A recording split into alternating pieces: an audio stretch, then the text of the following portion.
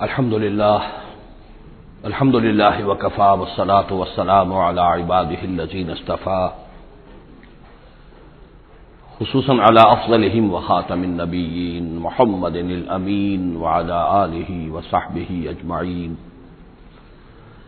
أما بعد فقد قال الله تبارك وتعالى كما ورد في سورة بني إسرائيل: اعوذ باللہ من الشیطان الرجیم بسم اللہ الرحمن الرحیم ولا تقف ما ليس لك به علم ان السمع والبصر والفؤاد كل اولئك كان عنه مسؤولا. صدق اللہ العظیم. رب اشرح لي صدری ويسر لي امری واحلل عقدۃ من لسانی يفقهوا قولی. اللهم ربنا الہمنا رشدنا واعذنا من شرور انفسنا. اللهم ارنا الحق حقا وارزقنا اتباعه وارنا الباطل باطلا وارزقنا اجتنابه. اللهم وفقنا لما تحب وترضى. آمین یا رب العالمین.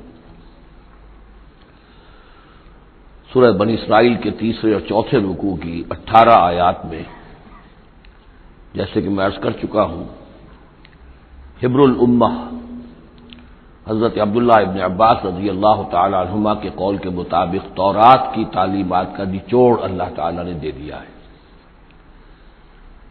So to say, this is the Quranic version of the 10 commandments of Torah. ذہن میں تازہ کر لیجئے. سب سے پہلی ہدایت: مت پوجو کسی کو سوائے اللہ کے، بندگی پرستش صرف اللہ کی. دوسری ہدایت: والدین کے ساتھ حسن سلوک. اور اس موضوع پر یہ قرآن مجید کا ذروۂ سنام ہے. اگر وہ تمہارے پاس بڑھاپے کی عمر کو پہنچ ہی جائیں تو انہیں اف تک مت کہو، انہیں کبھی جھڑکو نہیں، ان کے سامنے اپنے کندھے جھکا کر رکھو، عاجزی اختیار کرو، تواضع اختیار کرو. ہاں یہ کہ اگر کسی وقت کوئی بات ان کی رد کرنی ہی پڑے جبکہ تمہارے دل میں کوئی میل نہ ہو، سرکشی نہ ہو، تو اللہ تعالیٰ جانتا ہے تمہارے دلوں کی حالت کو، اللہ معاف فرمائے گا. تیسری ہدایت: رشتہ داروں کے حقوق ادا کرو اور محتاجوں کے اور غرباء کے مفت. چوتھی ہدایت: فضول خرچی میں دولت مت اڑاؤ. یہ تیسری اور چوتھی باہم مربوط ہے. اگر فضول خرچی میں دولت اڑاؤ گے تو ادائے حقوق کے لیے پیسے نہیں آئیں گے، بلکہ انسان مصرف جو ہے اپنی فاضل دولت کا کرے. حقوق کا ادا کرنا، اس میں قرابت دار سب سے پہلے ہے، پھر اور جو بھی محتاج ہیں، مسکین ہیں، پھر یہ کہ اللہ کے دین کے لیے خرچ کرنا ہے.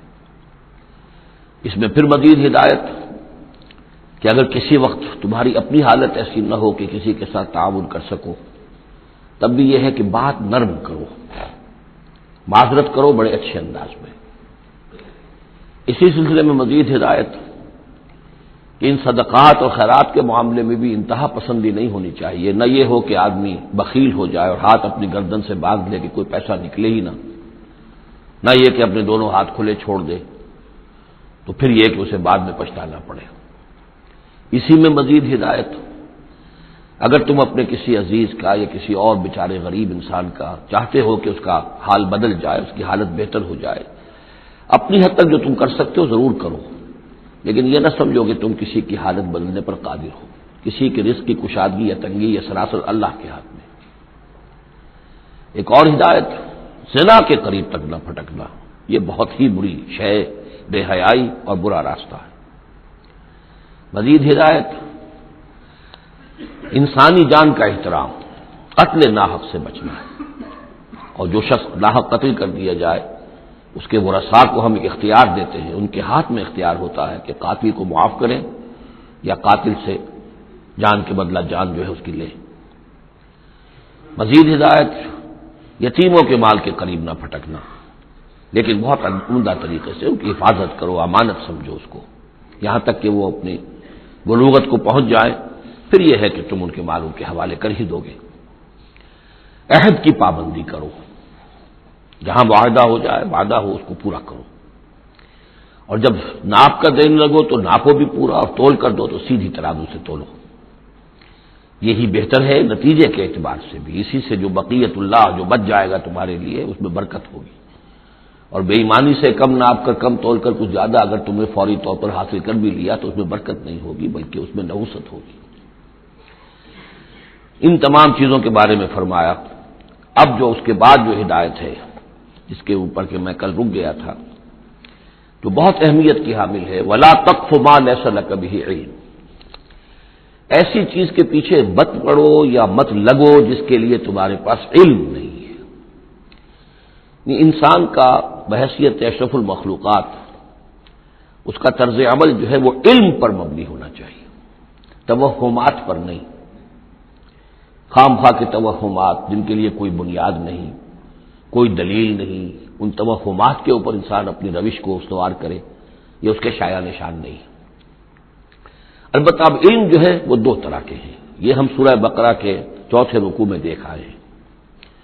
ایک ہے ہیومن نالج، ایکوائرڈ نالج، انسان جو علم حاصل کرتا ہے، اور ایک ہے ریویلڈ نالج جو اسے دیا جاتا ہے، وہ وحی کے ذریعے سے آتا ہے، الہام کے ذریعے سے آتا ہے۔ وہ ریویلڈ نالج جو ہے اس کے ریسیپینٹ جو ہے وہ ہیومن سول ہے، اسپرٹ ہے، یہ نہیں ہے، یہ سینسز نہیں ہے، یہ دماغ نہیں ہے۔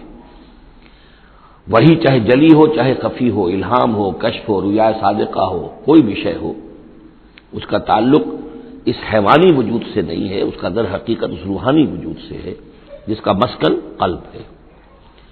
اب ظاہر بات ہے کہ اس میں بھی جو وہی خفی عام لوگوں کو ہو جاتی ہے، الہام ہو جاتا ہے، کچھ اور وہ بھی کوئی دلیل نہیں ہے۔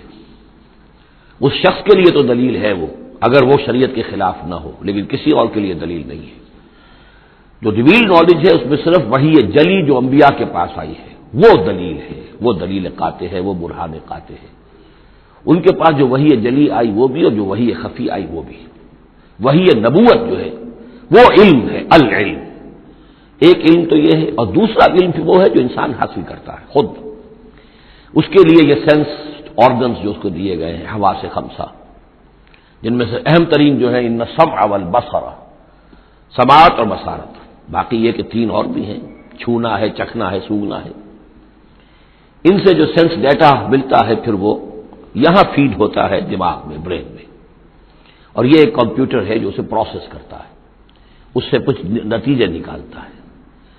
یہ آیت در حقیقت اس سے بحث کر رہی ہے، انسانی علم کے لیے اللہ تعالیٰ نے جو انسان کو ایپریٹس دیا ہے، جو آرگنز دیے ہیں، وہ ہے ان السمع والبصر والفؤاد کل اولئک کان عنہ مسئولا۔ وہ سماعت ہے، بصارت ہے اور عقل ہے۔ یہ فؤاد کا ترجمہ میں نے عرض کیا تھا عام طور پر دل کیا گیا ہے، حالانکہ کوئی اس کے لیے جو لغوی کوئی بنیاد موجود نہیں ہے کہ کون سا لفظ ہے، کون سا اس کا مادہ ہے۔ اس کا مادہ وہی ہے جسے لفظ فائدہ نکلا ہے، اور آپ نے دیکھا ہوگا پرانے زمانے کتابوں میں کچھ لکھا پھر فے لکھ دیتے ہیں، فے فائدہ، یعنی اس بات سے یہ نتیجہ نکلتا ہے، پھر فے یہ نتیجہ نکلتا ہے، تو فائدہ نتیجہ ہے۔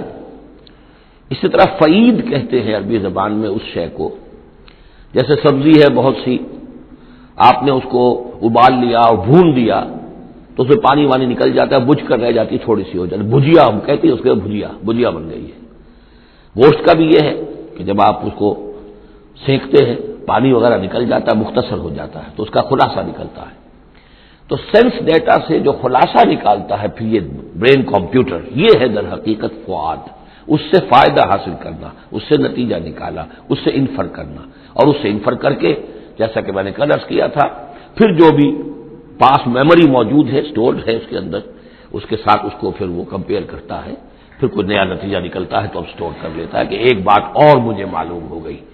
اور یہ اس طریقے سے رفتہ رفتہ انسانی علم بڑھتے بڑھتے کہاں تک پہنچ گیا ہے، عقلیں دنگ ہیں، کہاں تک پہنچ گیا۔ آج کسی ایک انسان کے لیے ممکن ہی نہیں رہا ہے کہ وہ پورا جو معلومات کا دائرہ اس وقت ہے تمام سائنسز کے اندر ان کا احاطہ کر سکے، ناممکن۔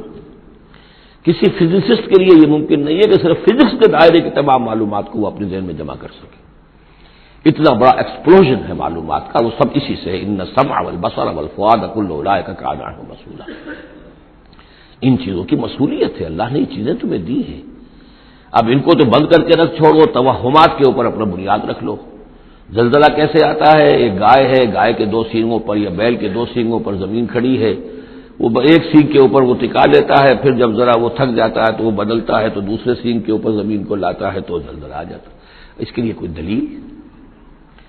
دلیل یا تو ہونی چاہیے کتاب اللہ اور سنت رسول سے، وہ دلیل ہے، اور یا پھر دلیل ہوگی اس ذریعہ علم سے، جو ہیومن نالج ہے، اس سے جو علم حاصل ہو رہا ہے وہ قطعی ہے، وہ یقینی ہے، وہ ویریفائبل ہے، وہ ایکسپیریمنٹیشن سے حاصل ہو رہا ہے، آبزرویشن سے حاصل ہو رہا ہے، پھر جو نتائج آپ نکالتے ہیں انہیں ویریفائی کر سکتے ہیں۔ تو یہ ہے اصل میں وہ آیت کے جو انتہائی اہم ہے۔ قرآن مجید نے نوع انسانی کو اس راستے پر ڈالا ہے کہ توہمات کے تمام ذخیرہ کو رد کر کے اور علم پر اپنے موقف کو قائم کرو۔ اس کو کہا گیا ہے، اس کو جب جان لیجئے کہ اصل میں اس سے پہلے جو فلسفہ تھا، ارسطو کا فلسفہ، اس کا ڈنکا بج رہا تھا پوری دنیا میں، عالم اسلام میں بھی بہت عرصے تک ارسطو کا وہی ڈنکا بجتا رہا ہے، اب جا کر کہیں بمشکل ان چیزوں کی گرفت ڈھیلی پڑی ہے۔ وہ ہے استخراجی منطق۔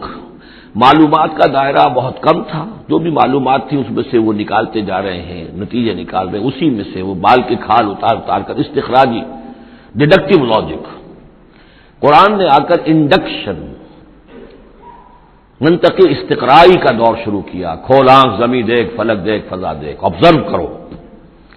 افلا ينظرون الى الابل كيف خلقت والى السماء كيف رفعت والى الجبال كيف نصبت والى الارض كيف سطحت۔ دیکھو زمین کو، آسمان کو دیکھو، یہ تمام فینومینا آف نیچر اللہ کی نشانیاں، آیات ہیں۔ یہ تقدس عطا کیا ان کو، یہ اللہ کی آیات ہیں، اللہ کی نشانیاں اور قوانین طبیعہ اللہ تعالیٰ کے۔ ٹھیک ہے، اس معنی میں تو ہم مانتے ہیں کہ اللہ جب چاہے ان کو توڑ دے، لیکن روز تو وہ ٹوٹتے نہیں ہیں۔ اتنے محکم قوانین ہیں یہ، اگر یہ محکم قوانین نہ ہوتی، سائنس پاسبل ہی نہ ہوتی، ٹیکنالوجی ممکن ہی نہ ہوتی۔ کبھی کوئی قانون ہو جاتا حرکت کا، کبھی قانون حرکت کا بدل جاتا، تو پھر کیسے کوئی آپ مشین بناتے، کیسے کوئی ٹیکنالوجی ممکن نہیں تھی۔ These laws of nature, physical laws, وہ بہت مضبوط ہے، اللہ کے بنائے ہوئے۔ ہاں، اللہ سے بالا تر نہیں ہے، یہ نہیں ہے کہ اللہ بھی پابند ہو گیا انہیں کا۔ ظاہر بات ہے کہ سمندر ایک ہی دفعہ پھٹا ہے، حضرت موسیٰ علیہ السلام کے لیے معجزے کے طور پر روز روز تو نہیں پھٹتا سمندر۔ آگ نے ایک ہی مرتبہ جلانے سے انکار کیا ہے حضرت ابراہیم علیہ السلام کو، باقی روز روز تو نہیں۔ تو یہ چیزیں شاذ ہوتی ہیں، لیکن یہ معجزے کو ہم مانتے ہیں، اللہ تعالیٰ جب چاہے اپنے قوانین کو توڑ دے، لیکن یہ قوانین روز روز نہیں ٹوٹتے، یہ قوانین جو ہے مستقل ہے، دائم ہے، اور انہی کے ذریعے سے یہ پاسبل ہے سائنس۔ تو در حقیقت علامہ اقبال کا ایک بہت اہم نظریہ ہے جس کی طرف میں توجہ دلانا چاہتا ہوں۔ انہوں نے اپنے خطبات میں یہ بات کہی ہے، The inner core of the present Western civilization is Quranic۔ اس موجودہ مغربی تہذیب کی بھی جو انر کور ہے، اس کا جو خالص اندرونی جو اس کا محور ہے، وہ خالص قرآنی ہے، کیونکہ یہ سائنس پر قائم ہے۔ اور قرآن نے جو ہے اسی طرف توجہ دلائی ہے۔ توہمات کو ایک طرف رکھو، یہ سب آکلٹ سائنسز وغیرہ جو ہیں، ان سے بھی ہمارے ہاں بڑی سخت جو ہے اسے بیزاری کا اظہار ہے۔ یہ نجومی بیٹھے ہوئے ہیں، یہ لکیریں دیکھی جا رہی ہے، یہ سائنس آف نمبرز ہے، آکلٹ سائنس قطعاً نہیں، یہ سائنسز نہیں ہے، کوئی توجہ مت کرو۔ ولا تقف ما ليس لك به علم، اور العلم علمان، علم دو ہی طرح کا ہے، یا پھر وہ صحیح جو اللہ نے جو اپریٹس دیا تھا حضرت آدم علیہ السلام کے اندر ودیت کر دیا تھا، علم الاسماء، اسی کے ذریعے سے ایکسپولیشن ہو رہی ہے اس اپریٹس کے ذریعے سے، اور علم پھیلتا چلا جا رہا ہے، یا وہ علم ہے اور یا پھر وہ علم ہے۔ فَإِمَّا يَأْتِيَنَّكُم مِّنِّي هُدًى فَمَن تَبِعَ هُدَايَ فَلَا خَوْفٌ عَلَيْهِمْ وَلَا هُمْ يَحْزَنُونَ۔ یورپ کی تباہی کا سبب یہ ہوا کہ اس نے دوسرے علم سے نگاہیں بند کر لی، وہی کی سے اپنا سلسلہ توڑ لیا، صرف اس علم کے اوپر رہ گیا۔ تو یہ گویا کہ دو آنکھوں میں سے اللہ نے جو دی تھی انسان کو، ایک یہ ایکوائرڈ نالج کی آنکھ اور ایک ریویل نالج کی آنکھ، وہ ریویل نالج کی آنکھ بند کر لی، اس سے اس نے دجالیت کی شکل اختیار کر لی ہے۔ ورنہ خود اپنی جگہ پر یہ ایکوائرڈ نالج، یہ علم الاسماء، یہ اللہ کا عطا کردہ ہے، اس میں فی نفسہ کوئی خرابی نہیں ہے، صرف یہ کہ دوسری طرف سے بے توجہ ہو گئی، اس نے اس کے اندر جو نتیجے کے اعتبار سے خرابی پیدا کر دی۔ ولا تقف ما ليس لك به علم ان السمع والبصر والفؤاد كل اولئك كان عنه مسؤولا ولا تمشي في الارض مرحا، اور زمین میں اکڑ کر مت چلو، انك لن تخرق الارض، کتنے ہی اکڑ کر چلو اور کتنے پاؤں مارو زمین پر، تم زمین کو پھاڑ نہیں سکو گے۔ ولن تبلغ الجبال طولا، اور نہیں پہنچ سکو گے پہاڑوں تک اونچائی میں، گردن کتنی اکڑا لو، کتنا اونچا کر لو، اوپر ترا بھی چڑھا لو، کہاں تک چڑھاؤ گے؟ کل ذالک کان سیئہ عند ربک مکروہا، یہ جو ساری باتیں ہیں اس میں جو برائی ہے وہ تیرے رب کو بہت ناپسند ہے۔ اب اس میں ڈونٹس بھی آئے ہیں، ڈوز بھی آئے ہیں، یہ کرو یہ نہ کرو، یہ کرو یہ نہ کرو۔ تو ان تمام احکام کے اندر جو حکم ہے اس سے سرتابی کریں گے تو برائی ہے، اور جس چیز سے روکا گیا ہے اس میں ملوث ہوں گے تو برائی ہے، تیرے رب کو بہت پسند ہے، ناپسند ہے۔ ذالک مما اوحی الیک ربک من الحکمہ، یہ ہے وہ کہ جو آپ کے رب نے محمد آپ پر وحی کی ہے، از قسم حکمت، یہ حکمت کا خزانہ ہے، تمدن انسانی، تہذیب انسانی، ثقافت انسانی، اجتماعیت انسانی کے لیے یہ اصول ہیں کہ اگر ان پر انسان کاربند رہے تو اس دنیا کی زندگی کو بھی جنت بنا سکتا ہے۔ ولا تجعل مع اللہ الہا آخر، لیکن اولین اور آخرین بات پھر وہی ہے، شروع میں بھی یہ تھا وقضى ربک الا تعبدوا الا ایاہ، اول و آخر توحید ہے۔ ولا تجعل مع اللہ الہا آخر فتلقى فی جہنم ملوما مدحورا، اللہ کے ساتھ کسی اور کو نہ ٹھہرا لو معبود، پھر تم جھونک دیے جاؤ گے جہنم میں ملامت زدہ ہو کر، ملوم مدحورا، دھکے دیے جا کر۔ افاسفاکم ربکم بالبنین، چلتے چلتے ایک اشارہ جو کہ انہوں نے کیا تھا کہ اللہ کی بیٹیاں قرار دے لی تھی۔ افاسفاکم ربکم بالبنین، اے عرب کے لوگوں تم ذرا سوچو، مزید غور کرو، کیا تمہیں تو پسند کر لیا ہے، ترجیح دی ہے اللہ نے بیٹوں کے ساتھ، واتخذ من الملائکۃ اناسا، اور خود فرشتوں کی شکل میں اپنے لیے بیٹیاں کر لی ہیں۔ انکم لتقولون قولا عظیما، غور کرو تم یہ بڑی گستاخی کی بات کر رہے ہو اللہ کی جناب۔ وَلَقَدْ صَرَّفْنَا فِي هَذَا الْقُرْآنِ لِيَذَّكَّرُوا، اس سورہ مبارکہ کے بارے میں ایک بات نوٹ کر لیجئے گا کہ اس میں قرآن حکیم میں حجم کے اعتبار سے جتنی مرتبہ اس صورت میں قرآن کا لفظ آیا ہے، قرآن کا ذکر ہے، تانا بانا معلوم ہوتا ہے قرآن ہی سے ہے، قرآن سے متعلق۔ پہلے رکوع میں تھا ان ھذا القرآن یہدی للتی ہی اقوم ویبشر المؤمنین الذین یعملون الصالحات ان لهم اجرا کبیرا۔ تو اب اسی طریقے سے آپ دیکھیں گے بار بار قرآن کا ذکر آئے گا۔ وَلَقَدْ صَرَّفْنَا فِي هَذَا الْقُرْآنِ لِيَذَّكَّرُوا، ہم نے تو اس قرآن کے اندر اپنی آیات کو تصریف، گردش کے اندر رکھا ہے، مختلف اسلوبوں سے بیان کیا ہے تاکہ یہ سوچیں، غور کریں، سبق حاصل کریں۔ وما یزیدہم الا نفورا، ان بدبختوں کی بدبختی یہ ہے کہ ان کے اندر اضافہ ہو رہا ہے نفرت کے اندر، بھاگ ہی رہے ہیں، دور ہی ہو رہے ہیں۔ قل لو کان معہ آلہۃ کما یقولون، اے نبی ان سے کہیے کہ اگر اللہ کے ساتھ اور بھی آلہہ ہوتے جیسے کہ یہ کہہ رہے ہیں، اذا لابتغوا الی ذی العرش سبیلا، تو وہ بھی تو ذی العرش کی طرف کوئی راستہ تلاش کرتے، یعنی یہ کہ اگر کوئی اور الہہ ہوتے تو کیا ان کے دل میں یہ تمنا نہ ہوتی کہ سب سے بڑا الہ میں کیوں نہ بنوں؟ راجے مہاراجے چھوٹے ہوتے ہیں، بڑا مہاراجا چھوٹے راجے، چھوٹے راجوں کے اندر پھر وہ امنگ پیدا ہوتی ہے کہ نہیں ہوتی کہ کیوں نہ میں ہی مہاراجا بنوں؟ ایک شہنشاہ ہے، اس کے تحت بہت سے لوگ ہیں، نواب ہیں، گورنر ہیں، تو کیا تم دیکھتے نہیں بسا اوقات گورنر جو ہے وہ سرکشی کرتا ہے اور وہ چاہتا ہے کہ خود وہ بادشاہ بنے، اس کے بھی تو دو ہاتھ دو پاؤں ہیں، کیا ہے اس کے پاس؟ تو وہ چاہتے ہیں کہ کوئی نہ کوئی صورت اختیار کریں کہ وہ بغاوت کریں، اور اس دنیا کے اندر پھر امن اور سکون اور چین، اس کائنات کے اندر نظم کیسے قائم رہتا؟ سبحانہ و تعالی، بہت پاک ہے وہ، بہت بلند و برتر ہے، اما یقولون، ان باتوں سے جو یہ کہہ رہے ہیں، علوا کبیرا، اور اس کی بلندی بہت بلند ہے۔ تسبح له السماوات السبع والارض، اس کی تسبیح میں لگے ہوئے ہیں ساتوں آسمان اور زمین، ومن فیہن، اور جو بھی ان میں ہے۔ یہ تسبیح قولی بھی ہو سکتی ہے، اس لیے کہ اس میں آگے آ جائے گا ولکن لا تفقہون تسبیحہم، تم اس کی تسبیح کو نہیں جان سکتے، سمجھ نہیں سکتے۔ ہر شے کو اللہ نے زبان دے رکھی ہے، جیسے حامد سجدہ میں ہم پڑھیں گے انطقنا اللہ الذی انطق کل شیء، ہر شے کی کوئی زبان ہے اور وہ اپنی زبان سے اللہ کی تسبیح کر رہی ہے۔ لیکن ایک چیز ہماری سمجھ میں بھی آتی ہے کہ ہر شے اپنے وجود سے گویا کہ اعلان کر رہی ہے کہ میرا صانع، میرا مالک، میرا خالق وہ ہر عیب سے پاک ہے، وہ اپنے وجود سے۔ جب تصویر جو ہے وہ مصور کے کمال فن پر گواہی دیتی ہے، میرا بنانے والا بڑا کامل فنکار ہے، تصویر گویا کہ اپنے مصور کی عظمت کا اظہار کر رہی ہے، تو اس کائنات کی ہر شے گویا کہ زبان حال سے اللہ کی تسبیح کر رہی ہے۔ وَإِن مِّن شَيْءٍ لَّا يُسَبِّحُ بِحَمْدِهِ، کوئی شے نہیں ہے مگر یہ کوئی تسبیح کرتی ہے اللہ کے حمد کے ساتھ، وَلَٰكِن لَّا تَفْقَهُونَ تَسْبِيحَهُمْ، لیکن تم اس کی تسبیح کو سمجھ نہیں سکتے۔ إِنَّهُ كَانَ حَلِيمًا غَفُورًا، یقینا اللہ حلیم ہے، تحمل والا ہے، فوراً نہیں پکڑتا، غفور ہے، بخشنے والا ہے۔ وَإِذَا قَرَأْتَ الْقُرْآنَ، پھر دیکھیے قرآن کا تذکرہ ہے۔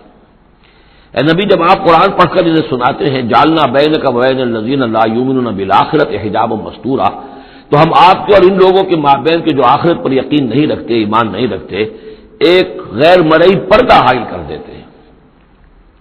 پردہ حائل کیوں ہوا ہے؟ کیونکہ وہ آخرت کو مانتے ہی نہیں، تو متوجہ ہے ہی نہیں، سنجیدگی ہے ہی نہیں، لاؤبالیانہ پن ہے، بابر وحش کوش کے عالم دوبارہ نہیں، اس تو توجہ سے کاہے کو سنیں گے؟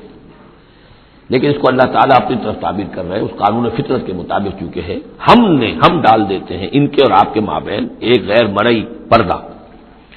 نتیجہ کیا نکلتا ہے؟ وہ جعلنا علی قلوبہم اکنۃ، ان کے دلوں کے اوپر بھی ہم غلاف چڑھا دیتے ہیں، پردے ڈال دیتے ہیں، یفقہوہ کہ وہ اسے سمجھ نہ پائیں، وفی آذانہم وقرا، ان کے کانوں کے اندر ثقل پیدا کر دیتے ہیں۔ وَإِذَا ذَكَرْتَ رَبَّكَ فِي الْقُرْآنِ وَحْدَهُ، اور جب آپ قرآن مجید میں اپنے پروردگار کا ذکر کرتے ہیں توحید کے ساتھ، اکیلے اسی کا، وَلَّوْا عَلَىٰ أَدْبَارِهِمْ نُفُورًا، تو وہ اپنی پیٹھیں موڑ کر چل دیتے ہیں بدک کر کے، یہ کیا ایک ہی اللہ، ایک ہی اللہ، ایک ہی اللہ کی رٹ لگا رکھی انہوں نے، اور والہا بھی تو ہیں، آخر ان کا بھی کچھ ذکر کریں، کبھی ان کا بھی بارے ان کا بھی بیان ہو جائے، لیکن نہیں، یہ تو ایک ہی اللہ کی رٹ لگاتے ہیں، تو وہ بالکل بدک کر چلے جاتے ہیں۔ نحن اعلم بما یستمعون به اذ یستمعون الیک، اور جب اے نبی یہ آتے ہیں آپ کے پاس اور توجہ سے بیٹھ کر سنتے ہیں تو ہمیں خوب معلوم ہے یہ کیا سنتے ہیں۔ میں عرض کر چکا ہوں اس کا پس منظر کہ وہ اپنے عوام پر یہ اثر ڈالنے کے لیے کہ یہ لوگ تو بڑے مخلص ہیں، سمجھنا چاہتے ہیں، پھر ہمارے ذہین ہے، انٹیلیجنسیا ہے ہمارا، یہ ہمارا ایلیٹ ہے، تو یہ جا کر سوچتے ہیں پھر آخر کوئی بات نہیں ہوگی محمد کے پاس کہ یہ لوگ جو ہے پھر خالی ہاتھ واپس آتے ہیں۔ ہمیں خوب معلوم ہے جو یہ سننے کے لیے آتے ہیں آپ کے پاس تو کیا سننے آتے ہیں۔ وَإِذْ هُمْ نَجْوَىٰ، اور پھر جب یہ علیحدہ ہوتے ہیں، سرگوشیاں کر رہے ہوتے ہیں، اِذْ يَقُولُ الظَّالِمُونَ، اور پھر یہ ایک دوسرے سے کہتے ہیں یہ ظالم، اِن تَتَّبِعُونَ إِلَّا رَجُلًا مَسْحُورًا، تم نہیں پیروی کر رہے ہو مگر ایک سحر زدہ شخص کی، یعنی ان میں سے کسی کے دل میں کوئی بات پیدا ہونی بھی لگتی ہے کہ نہیں بھائی آج تو جو بات کی ہے محمد نے صلی اللہ علیہ وسلم بڑی وزنی بات ہے، اس پر تو سنجیدگی سے غور کرنا ہوگا۔ اب ان کے کان کھڑے ہوئے کہ معلوم ہوتا ہے کہ اس پر تو ہمارے اس دوست اور ساتھی کے اوپر تو محمد کا داؤ چل گیا صلی اللہ علیہ وسلم، لہذا پھر اس کو سمجھاتے نہیں بھائی ایک سحر زدہ آدمی ہے، مشہور انسان ہے، کہاں اس کی باتوں پر سنجیدگی سے غور کر رہے ہو۔ انظر کیف ضربوا لک الامثال، دیکھیے نبی کیسی مثالیں وہ آپ کے لیے بیان کرتے ہیں، سحر زدہ، مسحور، کبھی ساحر، کبھی مسحور، کبھی شاعر، کبھی مجنون، یعنی کوئی ایک رائے بھی ان کی نہیں آپ کے بارے میں بن رہی ہے۔ فضلوا، اب وہ بھٹک گئے ہیں، فلا یستطیعون سبیلا، اور اب یہ راہ یاب نہیں ہو سکیں گے۔ وقالوا اذا كنا عظاما ورفاتا، اور وہ کہتے ہیں کہ کیا جب کہ ہم ہڈیاں ہو جائیں گی اور چورا چورا ہو جائیں گی ہماری ہڈیاں بھی، ہمارا گوشت گل سڑ کر جو ہے راکھ ہو جائے گا، انا لمبعوثون خلقا جدیدا، کیا کہہ رہے ہیں محمد صلی اللہ علیہ وسلم، کیا پھر ہمیں اٹھا لیا جائے گا ایک نئی زندگی، ایک نئی تخلیق؟ گویا کہ انہیں یہ بہت محال معلوم ہوتا ہے، ناممکن ہے۔ قل کونوا حجارۃ او حدیدا، اے نبی ان سے کہیے کہ تم تو ہڈیوں کی بات کر رہے ہو اور مٹی کی بات کر رہے ہو، خواہ تم پتھر بن جاؤ، لوہا بن جاؤ، اور خلقا مما یکبر فی صدورکم، یا اس سے بھی زیادہ کوئی سخت چیز جو تمہارے دلوں میں ذہن میں ہو، تمہارے اس کا تصور کر سکتے ہو، وہ بن جاؤ، تب بھی اللہ اٹھا لے گا۔ فسیقولون من یعیدنا، پھر وہ کہیں گے اچھا کون ہمیں اٹھائے گا دوبارہ، کون ہمیں دوبارہ پیدا کرے گا؟ قل الذی فطرکم اول مرہ، کہیے وہ جس نے تمہیں پہلی مرتبہ پیدا کیا۔ فَسَيُنْغِضُونَ إِلَيْكَ رُءُوسَهُمْ، تو پھر وہ آپ کے سامنے ذرا اپنے سرکوں کو مٹکائیں گے، سروں کو، ہاں ٹھیک ہے، لیکن وَيَقُولُونَ مَتَىٰ، کب ہوگا ایسا بتائیے؟ قُلْ عَسَىٰ أَن يَكُونَ قَرِيبًا، کہہ دیجیے ہو سکتا ہے قریب ہی آئی ہوئی، تمہاری شامت جو ہے ہو سکتا ہے دور نہ۔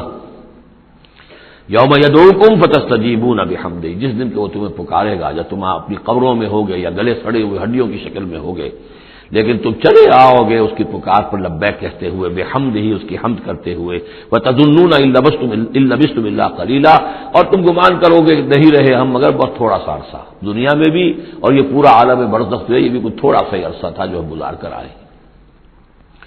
وقل عبادی یقولوا التی ہی احسن، اے نبی میرے بندوں سے کہہ دیجئے، اب یہ عبادی کون ہے؟ اہل ایمان، بجائے یا ایھا الذین آمنوا کہنے کے قل عبادی، میرے بندوں سے کہہ دیجئے یقول التی ہی احسن، وہ بات کیا کرے عمدہ، مطلب یہ ان کی طرف سے کوئی تلخی کی بات نہیں ہونی چاہیے۔ اب ان لوگوں کے آباء و اجداد سے بنے ہوئے ان کے خیالات ہیں، عقائد ہیں، ان کی ریتیں ہیں، ان کی رسمیں ہیں، ان کی حمیت ہے، ان کی غیرت ہے، عوام میں جہالت ہے، ان کے چودھریوں میں اپنے مفادات، اپنی حیثیت، اس کا احساس ہے۔ لہذا یہ تمام رکاوٹیں جو ان لوگوں کے راستے میں حائل ہیں ان کا خیال کریں تو اپنا جو داعی جو ہے اس کے اندر تحمل ہونا چاہیے، حلم ہونا چاہیے، داعی کہیں مشتعل نہ ہو۔ قل لعبادی یقولوا التی ہی احسن، انہیں بات کرنی چاہیے عمدہ۔ ان الشیطان یلدغ بینہم، یقین شیطان تو چاہے گا کہ ان کے درمیان کوئی لڑائی شروع کرا دے، ہاتھا پائی شروع کرا دے۔ ان الشیطان کان للانسان عدوا مبینا، یقیناً شیطان جو ہے وہ تو انسان کا کھلا دشمن ہے ہی۔ ربکم اعلم بکم، تمہارا رب تم سے خوب واقف ہے۔ ان یشاء یرحمکم، وہ چاہے گا تو تم پر رحم فرمائے گا، اور ان یشاء یعذبکم، چاہے گا تمہیں عذاب دے گا۔ وما ارسلناک علیہم وکیلا، اور نبی ہم نے آپ کو ان پر کوئی داروغہ بنا کر نہیں بھیجا ہے کہ آپ ذمہ دار ہیں ان کو ہدایت پر لانے کے، نہیں۔ یہ معاملہ ہر شخص کا اپنا ہے، ذاتی ہے، ہز اون چوائس۔ وَرَبُّكَ أَعْلَمُ بِمَنْ فِي السَّمَاوَاتِ وَالْأَرْضِ، اور اللہ آپ کا رب خوب جانتا ہے ان تمام چیزوں کو کہ جو آسمان میں ہے اور زمین میں ہے۔ وَلَقَدْ فَضَّلْنَا بَعْضَ النَّبِيِّينَ عَلَىٰ بَعْضٍ، اور ہم نے بعض انبیاء کو بعض انبیاء پر فضیلت دی ہے۔ اب چونکہ یہ مسئلہ وہی ہے، آخری دور ہے مکے کا، اور وہ خبریں پہنچ چکی ہیں، اور یہ صورت ہی بنی اسرائیل کے تاریخ سے شروع ہو رہی ہے، تو ظاہر بات ہے کہ ایک مسئلہ اٹھ کھڑا ہوگا کہ آیا موسیٰ افضل ہے یا محمد افضل ہے، یا یہ کہ عیسیٰ افضل ہے یا محمد افضل ہے صلی اللہ علیہ وسلم علیہ الصلوۃ والسلام۔ تو یہاں پر مسلمانوں کو اس دعوت اور تبلیغ کے جو تقاضے ہیں ان کے حوالے سے اس بحث میں تم نہ پڑو۔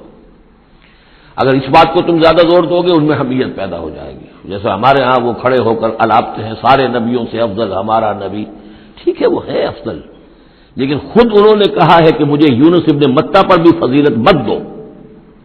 حضور کے صریح حکم کی خلاف ورزی کرتے ہیں جو یہ کہتے ہیں، ہے افضل، اس میں کوئی شک نہیں، لیکن یہ کہ اس افضلیت کا اس طریقے کا چرچا کرنا جو ہے اس سے دوسروں کے اندر ایک جو ہے منفی کیفیات پیدا ہوتی ہیں۔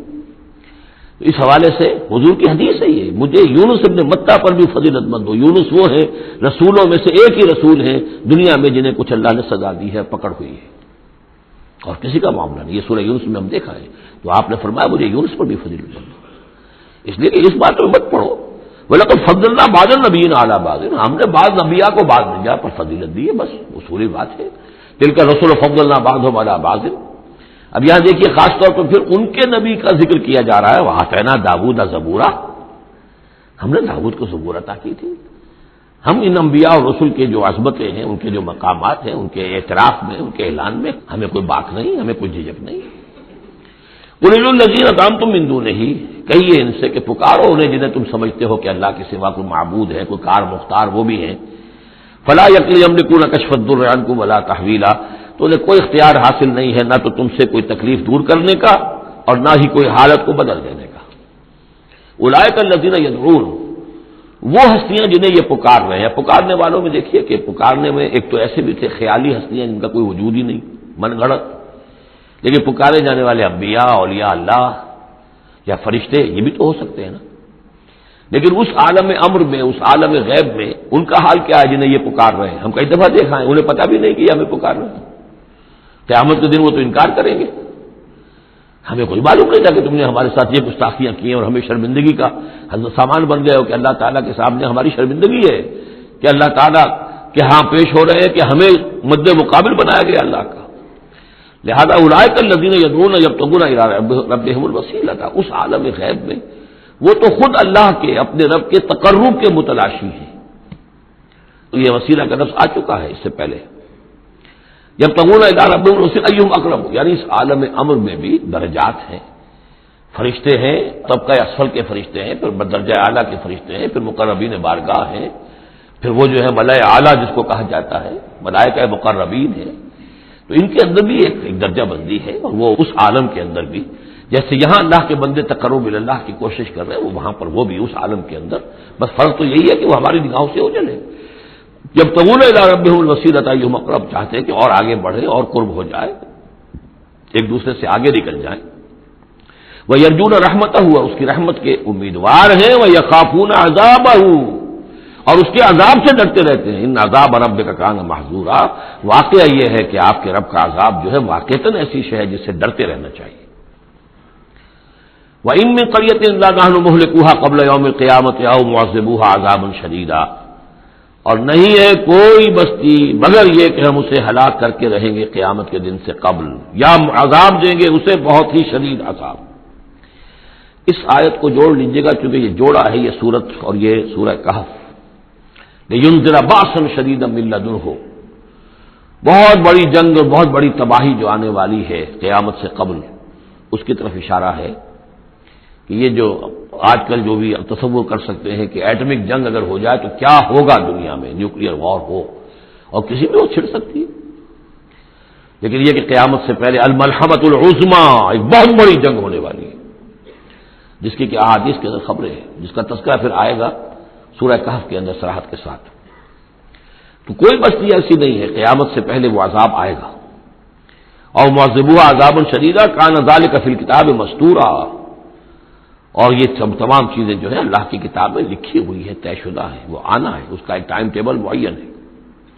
وما منعنا ان نرسل بالآیات، اور ہمیں نہیں روکا اس سے کہ ہم آیات بھیجیں. اب وہ مسئلہ چھڑ رہا ہے دوبارہ جو سورہ انعام سے چل رہا ہے کہ نشانی کیوں نہیں دکھاتے، حصے نشانی، کوئی معجزہ. یہاں اللہ تعالیٰ فرما رہے ہیں کہ ہم نے اس طرح کے معجزے دکھانے کیوں بند کر دیے. وما منعنا، نہیں روکا ہم کو اس سے کہ ان نرسل بالآیات، کہ ہم وہ معجزات دکھائیں، الا ان کذب بها الاولون، اس لیے کہ ہم نے یہ دیکھ لیا کہ پچھلوں نے بھی جھٹلایا ان کو. نہ تو سمود کو جو ہم نے ناقہ دی تھی ان کے مطالبے کے اوپر اس پر کوئی ایمان لایا، نہ عیسیٰ کو جو آخری معجزے ہم نے دے دیے، زندہ جانور پیدا کر دینا، گارے سے بنانا، پھونک مارنا اور اڑتا ہوا وہ پرندہ بن جائے، اور مردہ کو کہنا قم باذن اللہ، وہ کھڑا ہو کے چلنے لگ جائے. اب اس سے آگے کون سا معجزہ ہوگا؟ لیکن کوئی مانا معلوم ان کذب بها الاولون، پہلوں نے بھی ان معجزات کا انکار ہی کیا، جھٹلایا. وآتینا ثمود الناقۃ مبصرۃ، ہم نے سمود کو، قوم سمود کو ان کی آنکھیں کھولنے کے لیے ہم نے اونٹنی والی نشانی دکھا دی، فظلموا بها، انہوں نے اس پر بھی ظلم کیا. وما نرسل بالآیات الا تخفیفا، اور ہم نہیں بھیجتے اپنی آیات نشانیاں مگر صرف خبردار کرنے کے لیے. وہ خبردار کرنے کے لیے اب ہم اپنی قرآن مجید کی آیات بھیج رہے ہیں. وَإِذْ قُلْنَا لَكَ إِنَّ رَبَّكَ أَحَاطَ بِالنَّاسِ، اور جب ہم یہ کہتے ہیں کہ آپ کے رب نے تو لوگوں کا احاطہ کیا ہوا ہے، تب بھی یہ کہتے ہیں اس کا کیا مطلب ہے؟ کہاں ہے اللہ؟ کہاں ہمارا احاطہ ہوا ہے؟ اب ظاہر بات ہے کہ یہ مسئلہ ہے جو سمجھیے فلسفے کے مشکل ترین مسائل میں سے ہے. حقیقت و ماہیت وجود، ایک اللہ کا وجود ہے، ہر جگہ ہے، ہر آن ہے، لیکن یہ کہ یہاں دنیا میں ہے کہ نہیں ہے، یہ دنیا ہے یا اللہ ہے، کیا ہے؟ اب یہ سمجھ میں آنے والی بات نہیں ہے. اسی لیے کچھ لوگوں نے اس کو ہماوست سب قاضی کائنات جو ہے خدا ہی ہے، خدا ہی نے یہ روپ دھار لیا ہے. جیسے انسانوں کا روپ دھار لیتا ہے وہ اوتار کی شکل میں آ جاتا ہے، ایسے خدا نے اس کائنات کی شکل اختیار کر لی ہے. اس کو پینتھیزم کہتے ہیں انگریزی میں، ہماوست، سب خدا ہی ہے. یہ بہت بڑا کفر ہے، شرک ہے. تو کیسے سمجھے؟ بہت سی چیزیں ہیں جو انسان کی سمجھ سے بالا تر ہے. اللہ ہے کیسے ہے؟ کیا دنیا میں اللہ نہیں ہے تو اللہ کی ذات محدود ہو گئی؟ پوری یہ کائنات اس میں اللہ کا وجود ہی نہیں ہے تو اس کا مطلب یہ کہ اللہ تو پھر علیحدہ کہیں ایک محدود سی شخصیت ہو گئی جو کسی جگہ پر ہے. لیکن اللہ تو ایبسلیوٹ ایگزسٹنس ہے اس کی، کسی حدود اور قیود اور زمان اور مکان اور سمت ان سے تو باورا ہے. وراء الورا ثم وراء الورا. وما جعلنا الرؤيا التي أرادناك إلا فتنة للناس. اسی طریقے سے اب یہ مسائل گنوائے جا رہے ہیں کہ جو لوگوں کے لیے بڑے ان کا چونکہ ان کی طرف سے ان کا رد عمل جو ہے وہ صحیح نہیں ہوتا، لہذا اللہ تعالیٰ نے معجزے دکھانے بند کر دیے ہیں اور حضور کے بارے میں طے کر دیا کہ وہ معجزہ نہیں دکھائیں گے جس طرح کا معجزہ یہ مانگ رہے ہیں. اسی طرح ہم نے جو آپ کو مشاہدہ کرایا جو شب معراج کا، وما جعلنا الرؤيا التي، رؤیا یہاں خواب کے معنی میں نہیں ہے، جیسے رؤیت بصری ہے ہم دیکھ رہے ہیں، یہ بھی تو رؤیت ہی ہے. تو حضور کو باقاعدہ مشاہدہ کرایا التي اریناک کا جو آپ کو دکھایا ہم نے، الا فتنة للناس، وہ بھی لوگوں کے لیے فتنہ بن گیا. لوگوں نے کہا کہ یہ تو معلوم ہوتا ہے کہ اب بالکل ہی ان کا دماغ چل گیا ہے، معاذ اللہ ثم معاذ اللہ. بہت خوش ہوئے تھے مشرکین مکہ، بہت خوش ہوئے. چلو جی چلیے اب ہماری مشکل حل ہو گئی، اب تو ہم تمام مسلمانوں کو باور کروا لیں گے کہ آج تک تم نہیں مانتے تھے، واقعتاً محمد کا دماغ چل گیا ہے صلی اللہ علیہ وسلم. وہ کہہ رہے ہیں میں راتوں رات بیت المقدس بھی ہو کے آ گیا ہوں اور میں آسمانوں کی سیر کر کے آ گیا ہوں. اب یہ بات ناقابل قیاس، کیسے انسان سمجھے، گمان نہیں کر سکتا۔ آج تو پھر بھی آپ سوچ سکتے ہیں کہ آج تو آپ کے پاس وہ ذرائع ہیں کہ چاند پر بھی آپ پہنچ گئے ہیں، لیکن یہ کہ آج سے آپ 1400 برس پہلے کے انسان کے بارے میں سوچئے، اسے بیت المقدس جانے کے اندر بھی جو ہے 15 دن لگتے تھے، تو کیسے وہ گیا اور گئے بھی اور آ بھی گئے رات ہی رات کے اندر۔ بڑے خوش ہو کر آئے حضرت ابوبکر کے پاس، ابوبکر سنا تمہارے ساتھی کیا کہہ رہے ہیں؟ کہ کیا کہہ رہے ہیں؟ وہ کہہ رہے ہیں میں رات کو بیت المقدس ہو کر آ گیا ہوں۔ ایک دفعہ ایک لمحہ توقف کیا، کیا واقعی کہہ رہے ہیں؟ ہاں ہاں کہہ رہے ہیں، چلو ہم تمہیں ملوا دیتے ہیں، ان سے کہلوا دیتے ہیں، چلو صحیح، اگر وہ کہہ رہے ہیں تو ٹھیک کہہ رہے ہیں، بس ختم۔ اس دن سے صدیق کا لقب، وہ کہہ رہے ہیں تو ٹھیک کہہ رہے ہیں۔ اور فرمایا جب میں یہ مانتا ہوں کہ آسمان سے روز ان کے پاس فرشتہ آتا ہے، تو اگر وہ آسمان ہوا ہے تو کون سی بڑی بات ہو گئی؟ اگر اللہ کا فرشتہ آسمان سے روز آتا ہے ان کے پاس، تو وہ آسمان تک ہو کے آ گئے تو کون سی بڑی بات ہوئی؟ وہ اگر کہہ رہے تو سچ کہہ رہے ہیں۔ مستند ہے ان کا فرمایا ہوا، وما جعلنا الرؤيا التي اريناك الا فتنة للناس، یہ بھی لوگوں کے لیے فتنہ بن گیا۔ وشجرة ملعونة فی القرآن، اسی طرح ایک مثال ہے قرآن مجید میں زقوم کے درخت کا ذکر آتا ہے کہ وہ درخت جو ہے وہ عین جہنم کے اس کے تہ کے اندر اس کی جڑ ہوگی، وہاں سے وہ درخت کیسا ہوگا؟ آگ کے اندر درخت، ہاؤ از اٹ پاسبل؟ اب یہ زقوم کا یہ بھی ان کے لیے ایک فتنہ بن گیا۔ اب یہ چیزیں نہیں جانتے کہ اس عالم کا کہ جو فزیکل لاز ہے وہ اور ہوں گے، مختلف ہوں گے، اس آگ کی نوعیت اور ہے، وہ آگ یہ نہیں ہے، وہ آگ جو ہے اس کی حیثیت ہی کچھ اور ہے۔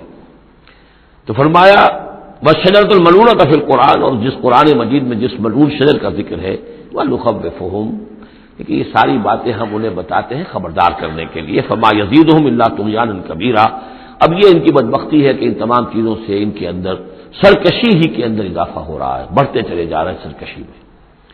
وَإِذْ قُلْنَا لِلْمَلَائِكَةِ اسْجُدُوا لِآدَمَ فَسَجَدُوا إِلَّا إِبْلِيسَ، اور یاد کرو جب کہ ہم نے کہا تھا فرشتوں سے کہ سجدہ کرو آدم کو، تو ان سب نے سجدہ کیا مگر ابلیس نے نہیں کیا۔ قَالَ أَسْجُدُ لِمَنْ خَلَقْتَ طِينًا، یہ چوتھی مرتبہ اب یہ آدم ابلیس کا قصہ آ رہا ہے قرآن میں۔ اس نے کہا کیا میں اس کو سجدہ کروں جسے تو نے بنایا ہے گارے سے؟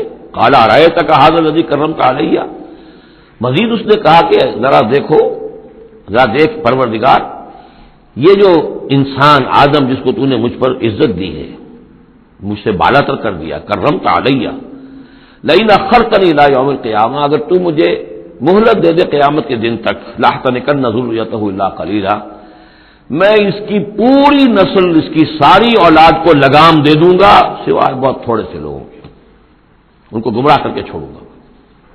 قال ذب فمن تبعک منہم فإن جہنم جزاؤکم جزاء موفورا، اللہ نے فرمایا جاؤ دفع ہو جاؤ، ٹھیک ہے، ان میں سے جو بھی آدم کی نسل میں سے جو بھی تیری پیروی کریں گے تو پھر تم سب کے لیے تمہارا بدلہ جہنم ہے، وافر بدلہ ہوگا تمہارے لیے، تمہارے گناہوں اور سرکشی کے لیے۔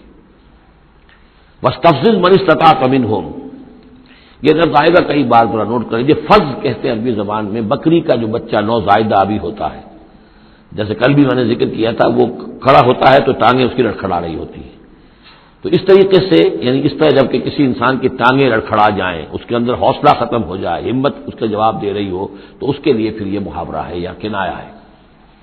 واستفزز من استطعت منہم، تو پھسلا لے ان کو، ان میں سے جس کو چاہے، بصوتک کا اپنی آواز سے، واجلب علیہم، اور چڑھا لا ان کے اوپر، بخیلک کا اپنے سواروں کو، ورجلک کا اپنے پیادوں کو، وشارکہم فی الاموال والاولاد، اور تجھے کھلی چھوٹ ہے ان کے ساتھ مشارکت کر، ساجھا کر مال میں اور اولاد میں، وعدہم، اور ان سے جو چاہے وعدے کر جھوٹے سچے، وما یعدہم الشیطان الا غرورا، لیکن نہیں وعدہ کرتا ان سے شیطان مگر دھوکے کے۔ ان عبادی لیس لک علیہم سلطان، میرے بندوں پر تجھے اختیار کوئی نہیں ہوگا، ورگلا لو جس طرح، سبز باغ دکھا لو جس طرح، جو چاہو وسوسہ اندازی کر لو، اس کا اختیار ہے، لیکن یہ اختیار نہیں ہے کہ میرے کسی بھی بندے کو تم زبردستی اس کی مرضی کے خلاف، اس کی مرضی کے بغیر گمراہی پر لے جاؤ۔ وَكَفَىٰ بِرَبِّكَ وَكِيلًا، اور کافی ہے تیرا رب ان کے لیے کارساز، جو اللہ کے بندے جو شیطان سے بچنا چاہیں۔ ربکم الذی یزجی لکم الفلک فی البحر، تمہارا رب وہ ہے جو چلاتا ہے کشتیوں کو سمندر میں یا دریا میں، لتبتغوا من فضلہ، تاکہ تم اس کے فضل کو حاصل کر سکو۔ انہ کان بکم رحیما، یقیناً وہ تم پر بہت ہی رحیم ہے اور شفیق ہے۔ وَإِذَا مَسَّكُمُ الضُّرُّ فِي الْبَحْرِ، یہ مضمون کئی دفعہ آ چکا ہے جب تمہیں تکلیف پہنچتی ہے سمندر میں، طوفان آتا ہے، موت نظر آتی ہے، ضل من تدعون الا اياه، تو سب گم ہو جاتے ہیں تم سے، بھول جاتے ہیں ان سب کو جن کو تم عام حالات میں پکارتے ہو، جن کو ڈنڈوت کرتے ہو اور جن کے سجدے کرتے ہو. فلما نجاكم الى البر، سوائے اللہ کے سب کو بھول جاتے ہو، صرف اللہ کو پکارتے ہو. پھر جب اللہ تعالیٰ تمہیں بچا کر نکال کر لے آتا ہے خشکی پر، آرس تم پھر اعراض کرتے ہو، پھر رخ موڑ لیتے ہو. وکان الانسان کفورا، یقین انسان بہت ناشکرا ہے. افامنتم ان یخسف بکم جانب البر، تو کیا تم اس سے ڈرتے نہیں کہ وہی اللہ تمہیں زمین میں خشکی میں بھی تو دھنسا سکتا ہے کہ نہیں؟ آسودہ ساحل تو ہے مگر شاید تجھے معلوم نہیں، ساحل سے بھی موجیں اٹھتی ہیں، خاموش بھی طوفان ہوتے ہیں. کیا خشکی میں لوگ بڑھتے نہیں؟ وہاں جب تھے تو چیخ رہے تھے، چلا رہے تھے، اللہ کو پکار رہے تھے، خشکی پر آتے ہی اور اب تم بھول گئے اللہ کو. تو کیا اللہ یہاں تمہیں دھسا نہیں سکتا زمین میں؟ یخسف بکم جانب البر اور یرسل علیکم حاصبا، یا تم پر ایک ایسی تیز آندھی بھیج دے اس بر پر، خشکی پر، کہ جس میں پتھر ہو اور پتھراؤ ہو تمہارا اور تم ہلاک ہو جاؤ. ثم لا تجدوا لکم وکیلا، پھر تمہیں کوئی بچانے والا نہ ملے. ام امنتم ان یعیدکم فیہ تارۃ اخری، تو کیا تمہیں اس کا ڈر نہیں رہا کہ پھر کبھی دوبارہ اللہ تمہیں لے جائے اسی سمندر میں. فیرسل علیکم قاصفا من الریح، اور پھر ایک زوردار جھکڑ تمہارے اوپر چھوڑ دے. فیغرقکم بما کفرتم، تمہیں غرق کر دے تمہارے کفر کی پاداش میں. ثم لا تجدوا لکم علینا تبیعا، پھر تم ہمارا کوئی نہیں پاؤ گے کہ جو ہمارا تعاقب کر سکے، ہم سے بات پوچھ کر سکے کہ وہ فلاں لوگوں کے ساتھ یہ معاملہ کیوں کر دیا گیا. وَلَقَدْ كَرَّمْنَا بَنِي آدَمَ وَحَمَلْنَاهُمْ فِي الْبَرِّ وَالْبَحْرِ، یہ آیت بھی انسان کی، جیسا کہ میں نے بار عرض کیا ہے، جو بھی کریشن ہے اللہ کا، اس کا کلائمیکس انسان ہے.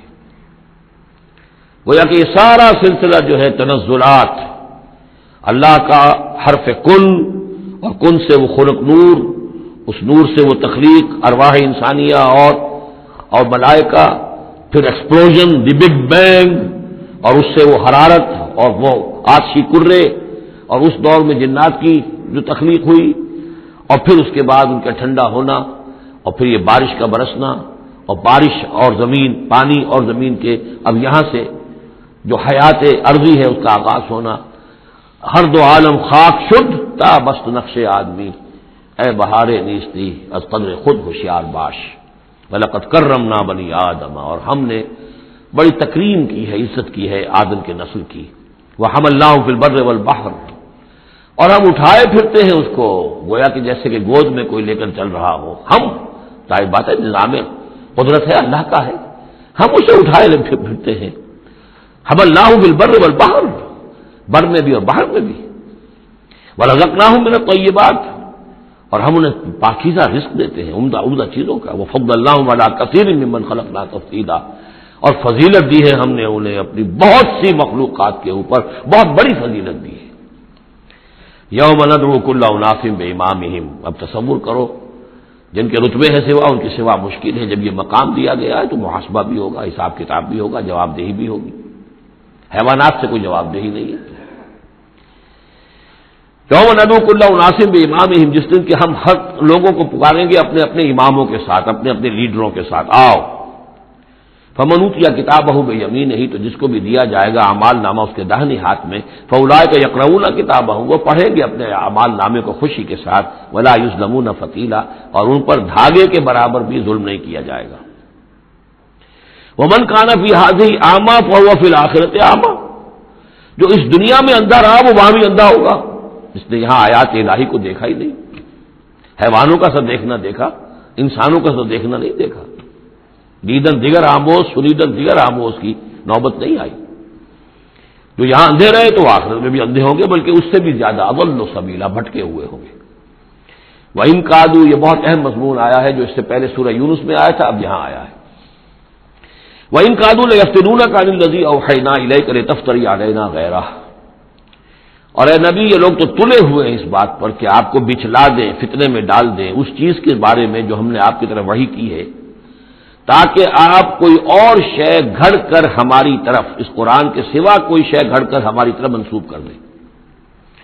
سورہ یونس میں آیا تھا کہ انہوں نے کہا کہ قرآن غیر ھذا او بدل ہو، اے نبی اے محمد یہ قرآن بہت ریجڈ ہے، ان کمپرومائزنگ ہے، اس کو تو ہم قبول نہیں کر سکتے، ناٹ ایکسیپٹیبل. ہاں کچھ اس میں ترمیم کرو، کچھ کو بدل دو، کچھ نرمی کرو، کچھ ہماری بات مانو، کچھ اپنی بنواؤ، وہی دباؤ۔ اور آپ اندازہ کر لیجیے جو میں آپ کو واقعہ سنا چکا ہوں کہ کس طریقے سے عوام کے اوپر ان لیڈروں نے اپنا اثر قائم کر لیا تھا۔ وہ لوگ سمجھتے تھے کہ ٹھیک تو کہہ رہے ہیں، یہ بھائی رسالت کا دعویٰ کر رہے ہیں تو اس معجزہ دکھائیں۔ ادھر یہ ہے کہ اللہ تعالیٰ کا فیصلہ یہ کہ معجزہ نہیں دکھائیں گے۔ ان کان کبر علیک اعراضهم فان استطعت ان تبتغي نفقا في الارض او سلما في السماء فتاتيهم بآية، اگر آپ کے اندر طاقت ہے تو لے آئیے کہیں سے معجزہ، کوئی آسمان پہ سیڑھی لگائیں یا زمین میں سرنگ لگا لیں، لے آئیے اس معجزہ، ہم تو نہیں دکھائیں گے۔ تو کس قدر دباؤ تھا حضور پر صلی اللہ علیہ وسلم۔ اس دباؤ میں اس کا بھی اضافہ ہے کہ کہتے اچھا ٹھیک ہے محمد ہم بات مان لیں گے، آپ کی ذرا یہ اس کے اندر ترمیم کیجیے، ایت بقرآن غیر ھذا او بدل، وہی بات یہاں ہے۔ وَإِن كَادُوا لَيَفْتِنُونَكَ عَنِ الَّذِي أَوْحَيْنَا إِلَيْكَ لِتَفْتَرِيَ عَلَيْنَا غَيْرَهُ، یہ تلے ہوئے ہیں کہ آپ کو بچلا دیں گے اس چیز سے اور منحرف کر دیں گے کہ جو ہم نے آپ کی طرف وحی کی ہے، تاکہ کچھ اور چیز گھڑ کر آپ ہماری طرف منسوب کر دیں۔ وَإِذًا لَاتَّخَذُوكَ خَلِيلًا، اور پھر یہ آپ کو اپنا دوست بنا لیں گے۔ دوست کیا، وہ تو بادشاہ بنانے کو تیار تھے، ہم آپ کو بادشاہ بنانے کو تیار ہیں۔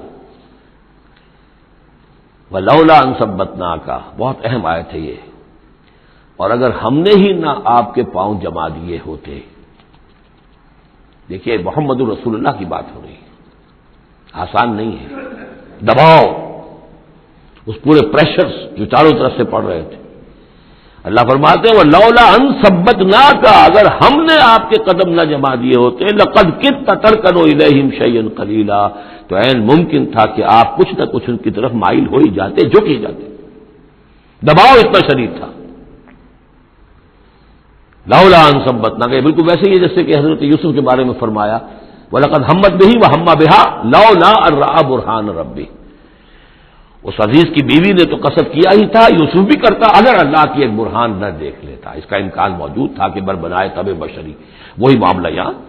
وَلَوْلَا أَن ثَبَّتْنَاكَ، اگر ہم نے آپ کے پاؤں نہ جما دیے ہوتے، آپ کے دل کو جما نہ دیا ہوتا، آپ کو ثبات عطا نہ کر دیا ہوتا، لَقَدْ كِدتَّ، آپ تو قریب ہو گئے تھے، تَرْكَنُ إِلَيْهِمْ کہ کچھ شَيْئًا قَلِيلًا ان کی طرف جھک جائیں۔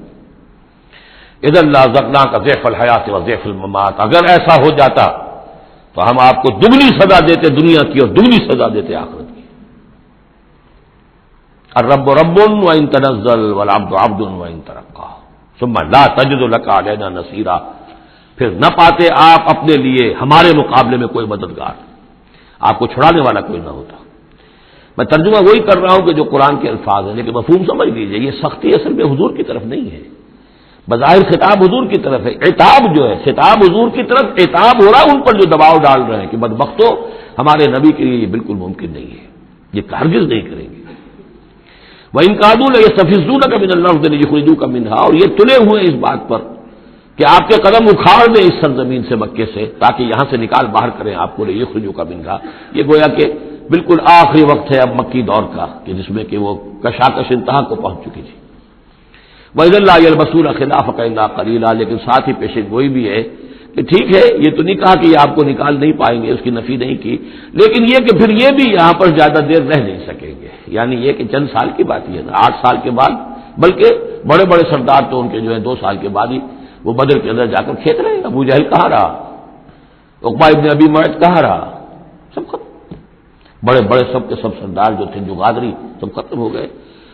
وَإِن كَادُوا لَيَسْتَفِزُّونَكَ مِنَ الْأَرْضِ، جیسے وہ پاؤں ڈگمگاتے ہیں، لڑکھڑاتے ہیں مرغی کے نوزائیدہ، اس بکری کے نوزائیدہ بچے کے، یہ چاہتے ہیں کہ آپ کے قدموں کو یہاں سے ہلا دیں۔ لا يَسْتَفِزُّونَكَ مِنَ الْأَرْضِ لِيُخْرِجُوكَ مِنْهَا، تاکہ وہ یہاں سے نکال دیں آپ کو۔ وَإِذًا لَّا يَلْبَسُونَ خِلَافَكَ إِلَّا قَلِيلًا، اس صورت میں خود یہ بھی پھر یہاں پر زیادہ دیر نہیں رہ سکیں گے سوائے تھوڑا سا عرصہ۔ سنت من قد ارسلنا قبلک من رسلنا، اور یہ طریقہ رہا ہے، ہم نے آپ سے پہلے جتنے رسولوں کو بھیجا ان کے باب میں ہمارا یہی قانون رہا ہے کہ نبی جب ہجرت کر جاتا ہے تو پھر گویا کہ امان اٹھ جاتی ہے، پھر اس قوم کے اوپر عذاب آتا ہے۔ ولا تجد لسنتنا تحویلا، اور آپ ہماری اس سنت اور قانون اور قاعدے میں اور ضابطے میں کوئی تبدیلی نہیں پائیں گے۔ اقم الصلاۃ لدلوک الشمس الی غسق اللیل وقرآن الفجر، نماز کو قائم رکھیے سورج کے ذرا ڈھلنے سے لے کر رات کے تاریک ہو جانے تک۔ یہ اصل میں 5 وقتہ نماز کا اب نظام یہاں آ رہا ہے، اس طریقے سے نہیں دیا گیا لیکن اب نظام بتا دیا گیا ہے۔ وہ تو حضرت جبرائیل نے بتایا، وہ معاملہ بالکل دوسرا ہے، لیکن یہ کہ سورج ڈھلتا ہے، جیسے نصف النہار ہے، اس سے ذرا سورج جو ہے مغرب کی طرف گیا، ظہر، تھوڑی دیر بعد عصر، تھوڑی دیر بعد مغرب، پھر رات تاریک ہو گئی، عشاء، 4 نمازیں ہیں۔ اور سردیوں کے موسم میں تو لگتا ہے کہ پے بپے تابڑ توڑ آ رہی ہے، جو نماز مسجد میں پڑھتے ہیں تو گئے اور آئے اور گئے اور آئے، تو گویا کہ نماز کھڑی ہے، مسلسل قائم رکھو نماز کو سورج کے ڈھلنے سے لے کر اور رات کے تاریک ہو جانے تک، وقرآن الفجر۔ اور اب ایک اور نماز رہ گئی اور وہ ہے فجر کی، اور اسے تعبیر کیا قرآن الفجر، اس لیے کہ اس میں طویل قرات ہونی چاہیے، قرآن کا پڑھا جانا فجر کے وقت۔ ان قرآن الفجر کان مشہودا، اس لیے کہ یہ فجر کے وقت قرآن کا پڑھا جانا جو ہے یہ مشہود ہے، یعنی اس میں ایک تو یہ کہ حضور قلب ہوتا ہے انسان کا، سو کر اٹھا ہے آدمی، تر و تازہ ہے، حواس جو ہیں تازہ ہیں، کوئی تکدر نہیں ہے، کوئی تکان نہیں ہے، تو ایک تو حضور قلب ہے، اور ایک یہ ہے کہ فرشتے بھی عصر اور فجر کے وقت جو ہے ان کی شفٹیں چینج ہوتی ہیں، یہ دونوں نمازوں میں یہ جو ہیں دونوں شفٹوں والے موجود ہوتے ہیں، رات والے آتے ہیں عصر کے وقت اور دن والوں کی چھٹی ہوتی ہے، اور فجر میں یہ ہے کہ رات والوں کی چھٹی ہونے والی ہے اور دن والے آ کر چارج لیتے ہیں، تو فرشتوں کی حاضری کا وقت ہے۔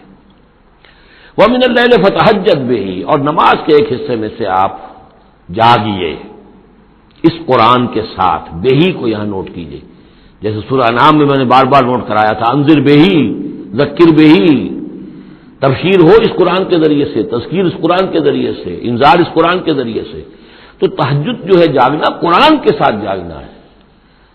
اب ہمارے ہاں کیونکہ قرآن لوگوں کو یاد نہیں ہوتا تو جو پڑھتے بھی ہیں تہجد وہ تو 8 رکعتیں جیسے تیسے جو قل هو اللہ کے ساتھ پڑھ کر پھر بیٹھ کر کوئی مراقبہ کر لیا، کوئی اور ذکر کر لیا، وہ اصل تہجد وہ نہیں، اصل تہجد یہ ہے طویل قرات رات کو کھڑے ہو کر کی جائے، نافلۃ لک، یہ اضافی شے ہے اے نبی آپ کے لیے۔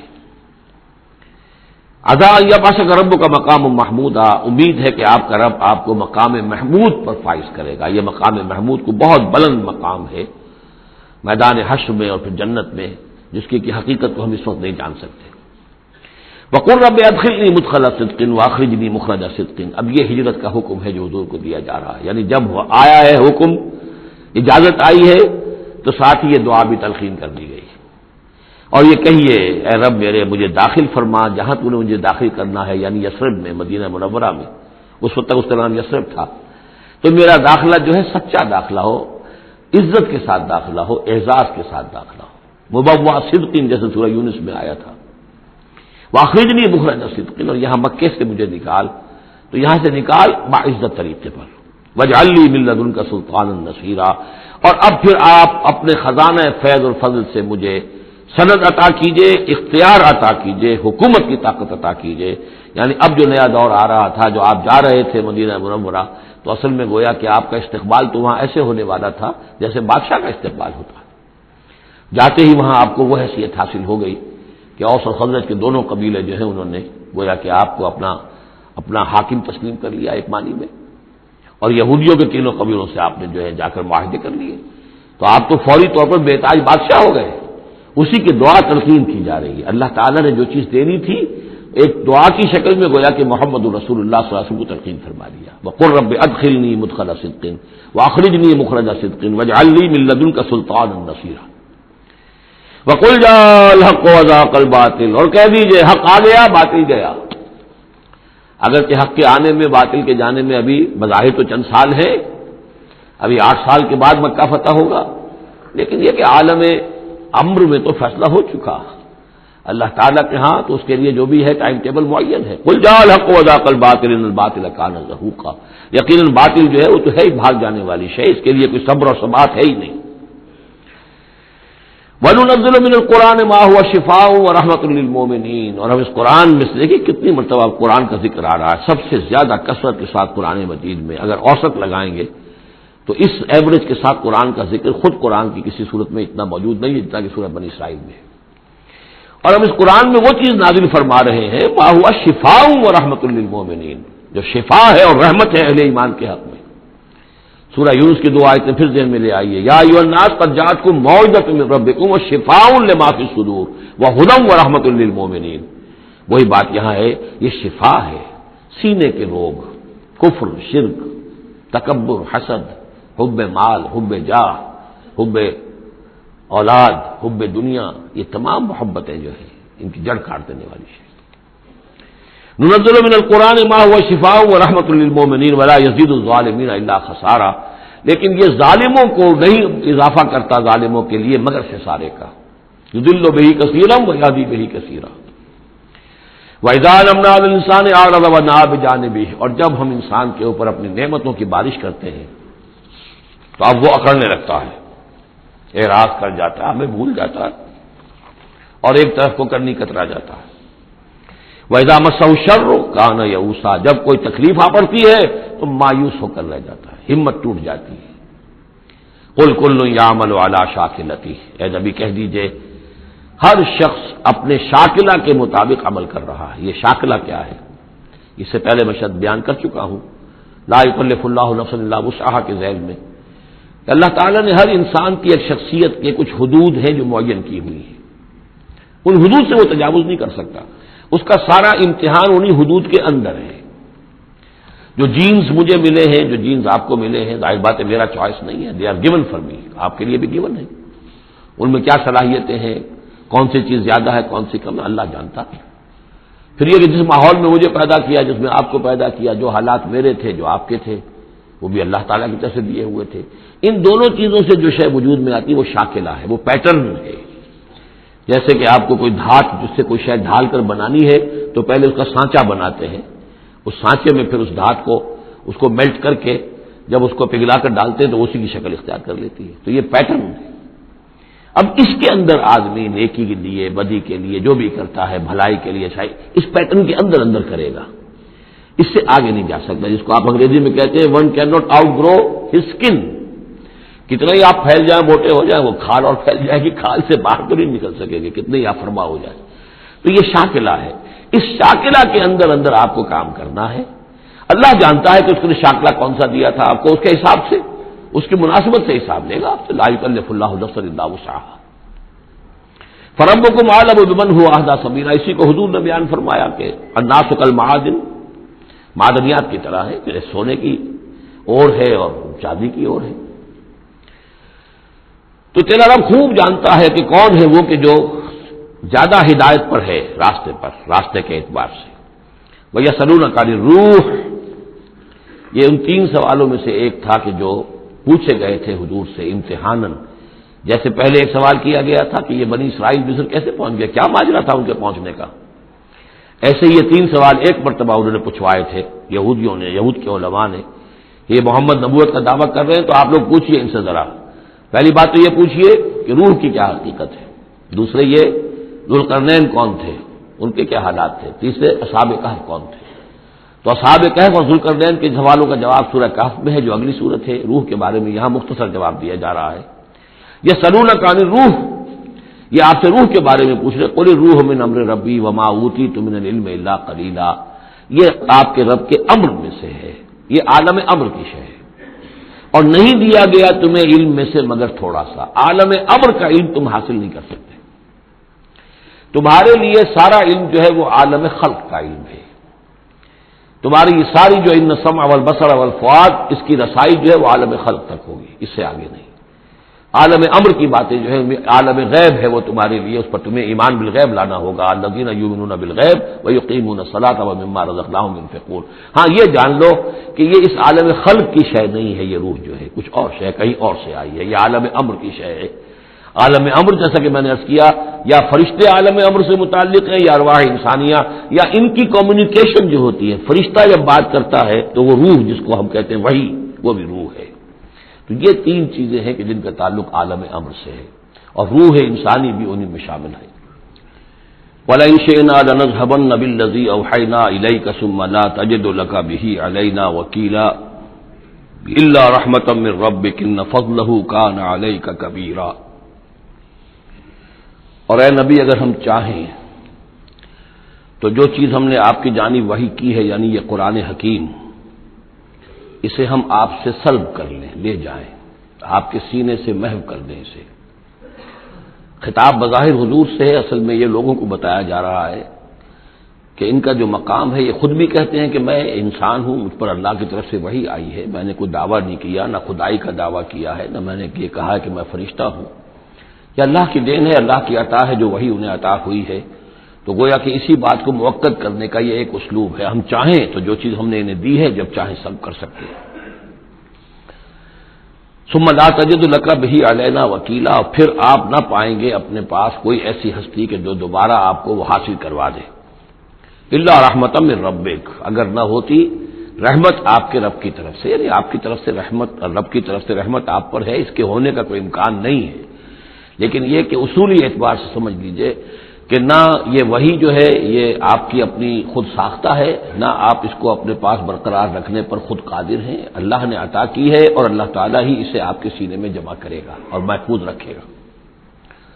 ان فضلہ کان علیک کبیرہ، اس میں کوئی شک نہیں کہ اللہ کا آپ پر جو فضل ہے وہ بہت بڑا ہے۔ اب یہ آ رہی ہے وہی جو تحدی اور چیلنج جو ہے کہ پوری کتاب کا مطالبہ شروع میں کیا گیا کہ لائیے، پوری کتاب لائیے، قرآن جیسی کتاب بنا کر لائیے۔ قل لئن اجتمعت الانس والجن علی ان یاتوا بمثل ھذا القرآن، کہہ دیجئے کہ اگر تمام انسان اور جن جمع ہو کر کوشش کریں کہ اس قرآن جیسی کوئی کتاب تصنیف کر لیں، لا یاتون بمثلہ ولو کان بعضهم لبعض ظہیرا، نہیں لا سکیں گے اس جیسی کتاب، تصنیف نہیں کر سکیں گے، خواہ وہ ایک دوسرے کی کتنی ہی مدد کر لیں۔ وَلَقَدْ صَرَّفْنَا لِلنَّاسِ فِي هَذَا الْقُرْآنِ مِنْ كُلِّ مَثَلٍ، اور ہم نے تو قرآن میں، اس قرآن میں لوگوں کے لیے، ان کی ہدایت کے لیے، ان کی سبق آموزی کے لیے ہر مثال بیان کر دی ہے۔ فَأَبَىٰ أَكْثَرُ النَّاسِ إِلَّا كُفُورًا، لیکن اکثر لوگ جو ہیں وہ انکاری ہی ہیں اور وہ اڑے ہوئے ہیں کفران نعمت پر۔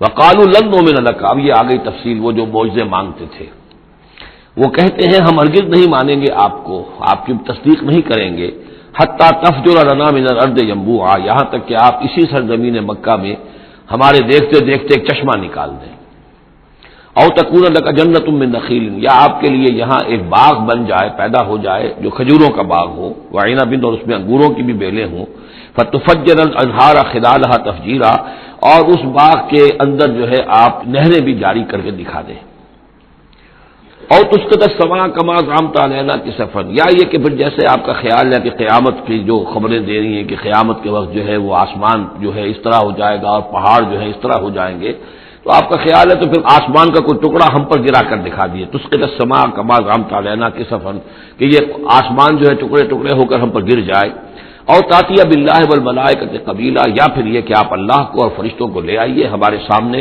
وہ ہم رو در رو ان کو دیکھ لیں، اور یکون لک بیت من زخرف، یا پھر آپ کے لیے ایک محل، ایک سنہری محل جو ہے تعمیر ہو جائے، اور ترقی فی السماء، یا پھر آسمان میں چڑھ کر دکھائیں، ولن نؤمن لرقیک حتی تنزل کتابا نقرأہ، اور ہم نہیں مانیں گے آپ کے چڑھنے کو بھی جب تک کہ آپ لے کر نہ اترے ایک کتاب جسے خود ہم پڑھیں کہ ہاں اس کتاب میں یہ لکھا ہوا ہے۔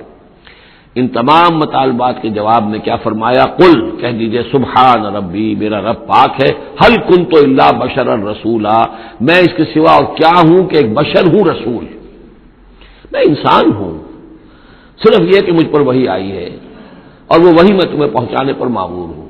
بنیادی فرق یہ ہے، باقی یہ کہ سیرت و کردار کا جو فرق عظیم ہے وہ تم بھی جانتے ہو، میں تمہارے درمیان ایک عمر گزار چکا ہوں، لیکن نوعیت جو ہے وہ تو یہ ہے کہ میں بھی ایک انسان ہوں، میں بھی اسی طرح پیدا ہوا ہوں جیسا تم پیدا ہوئے ہو، میرے والدین تھے، میں بھی کھانا کھاتا ہوں، میں بھی بازاروں میں چلتا پھرتا رہا ہوں، میں کاروبار کرتا رہا ہوں، میں نے بزنس کیا ہے ہر سطح کا، یہ سب تمہیں معلوم ہے۔ هل كنت الا بشرا رسولا، میں کیا ہوں سوائے اس کے کہ ایک بشر ہوں اور رسول۔ وما منع الناس ان يؤمنوا اذ جاءهم الهدى، اور نہیں روکا ہے لوگوں کو ایمان لانے سے جبکہ ان کے پاس ہدایت آ گئی، الا ان قالوا ابعث اللہ بشرا رسولا، مگر اس بات نے کہ انہوں نے کہا کہ کیا اللہ نے کسی بشر کو رسول بنا کر بھیجا ہے؟ رسول تو پھر کوئی فرشتہ آتا۔ اب اس کی جو دلیل یہاں دی گئی ہے وہ بہت اہم ہے۔ قل لو کان فی الارض ملائکۃ یمشون مطمئنین، کہہ دیجئے اگر زمین میں فرشتے آباد ہوتے اور چل رہے ہوتے یہاں پر اطمینان کے ساتھ، لنزلنا علیہم من السماء ملکا رسولا، تو پھر ہم آسمان سے ان پر کسی فرشتے ہی کو رسول بنا کر بھیجتے۔ یعنی رسول کا کام یہ ہدایت دینا، بات سمجھانا، پھر اپنی زندگی میں نمونہ پیش کرنا۔ انسانوں کے لیے فرشتہ کیسے نمونہ ہو جائے گا؟ انسانوں کے لیے تو انسان نمونہ ہوگا، فرشتوں کے لیے فرشتہ نمونہ ہوگا۔ فرشتہ جو ہے آ بھی جائے یہاں پر تو کہیں گے صاحب اس کو تو نہ کھانے پینے کی ضرورت ہے، نہ اس کا جورو جاتا ہے، اس کو تو کوئی ضروریات ہی نہیں ہے، یہ ٹھیک ٹھیک آدمی ہے اور ٹھیک ٹھیک اس کا کردار ہے، تو ٹھیک ہے ہم کیسے کریں، ہمارے تو جوری جاتا ہے، ہمارا رشتہ ہے، ہمارے بچے ہیں، ہمیں پیٹ لگا ہوا ہے، ہمیں یہ ہے، ہمیں وہ ہے۔ تو انسانوں کے اوپر حجت قائم کرنے کے لیے تو ظاہر بات ہے کہ انسانی رسول بھیجے جا سکتے ہیں، ہاں فرشتے آباد ہوتے تو فرشتے کو بھیج دیتے۔ قل لو كان في الارض ملائكة يمشون مطمئنين لنزلنا عليهم من السماء ملكا رسولا قل كفى بالله شهيدا بيني وبينكم، اے نبی کہہ دیجئے اب اللہ کافی ہے میرے اور تمہارے درمیان گواہ، بہت رد و قضا ہو چکی ہے، اب تو جو فیصلہ ہے وہ اللہ کرے گا اور وہ گواہ کافی ہے۔ انه كان بعباده خبيرا بصيرا، اور وہ اپنے بندوں کو دیکھ رہا ہے، باخبر ہے، میرے حال سے بھی واقف ہے اور تمہاری جو کیفیت ہے اس کو بھی جانتا ہے۔ وَمَن يَهْدِ اللَّهُ فَهُوَ الْمُهْتَدِ، اور جسے اللہ ہی ہدایت دیتا ہے وہی ہدایت یافتہ ہوتا ہے۔ وَمَن يُضْلِلْ فَلَن تَجِدَ لَهُ أَوْلِيَاءَ مِن دُونِهِ، اور جس کی کہ ضلالت پر اس کی طرف سے فیصلہ ہو چکا ہو تو پھر اس کے لیے تم نہیں پاؤ گے کوئی بھی ولی اس کے سوا۔ وَنَحْشُرُهُمْ يَوْمَ الْقِيَامَةِ عَلَىٰ وُجُوهِهِمْ عُمْيًا وَبُكْمًا وَصُمًّا، اور ہم انہیں جمع کریں گے قیامت کے دن میدان حشر میں تو وہ منہ کے بل اوندھے چلیں گے، اندھے ہوں گے، گونگے ہوں گے، بہرے ہوں گے۔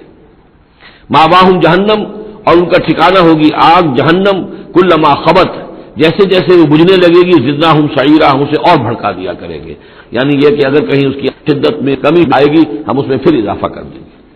ذالک جزاؤہم بانہم کفروا، اور یہ ان کے لیے جزا ہے اس لیے کہ انہوں نے کفر کیا بآیاتنا، ہماری آیات کا، وقالوا اذا كنا عظاما ورفاتا، اور انہوں نے کہا کہ کیا جب ہو جائیں گے ہڈیاں اور وہ بھی چورا چورا، انا لمبعوثون خلقا جدیدا، تو کیا ہم دوبارہ اٹھا لیے جائیں گے ایک نئی تخلیق کی صورت میں۔ اولم یروا، کیا انہوں نے دیکھا نہیں، ان اللہ الذی خلق السماوات والارض قادر، کہ وہ اللہ کے جس نے آسمان بنائے اور زمین بنائی وہ اس پر قادر نہیں ہے ان یخلق مثلہم، کہ ان جیسی مخلوق کو پیدا کر دے۔ تمہیں ایک دفعہ پیدا کیا تھا، تمہاری طرح کا آدمی دوبارہ پیدا کرنے اس کے لیے مشکل کیوں ہو گیا؟ وجعل لهم اجلا لا ریب فیہ، اور ان کے لیے معین کر دے ایک وقت معین جس میں کوئی شک نہیں، کسی طرح کا ریب اور شک نہیں۔ فابى الظالمون الا کفورا، تو یہ ظالم جو ہیں یہ تو انکاری ہیں اور سوائے کفران نعمت کے اور آیات الہیہ کے کفر کے کوئی اور روش اختیار کرنے کو تیار نہیں ہے۔ قل لو انتم تملکون خزائن رحمت ربی، اے نبی ان سے کہہ دیجئے اگر تمہارے ہاتھ میں اختیار ہوتا میرے رب کی رحمت کے خزانوں کا، اذا لامسکتم خشیۃ الانفاق، تو تم ان سب خزانوں کے دروازے بند کر دیتے، انہیں روک کر رکھتے کہ کہیں خرچ نہ ہو جائے، تمہارے اندر تو اس قدر بخل ہے۔ وکان الانسان قتورا، انسان ہے بہت ہی دل کا تنگ۔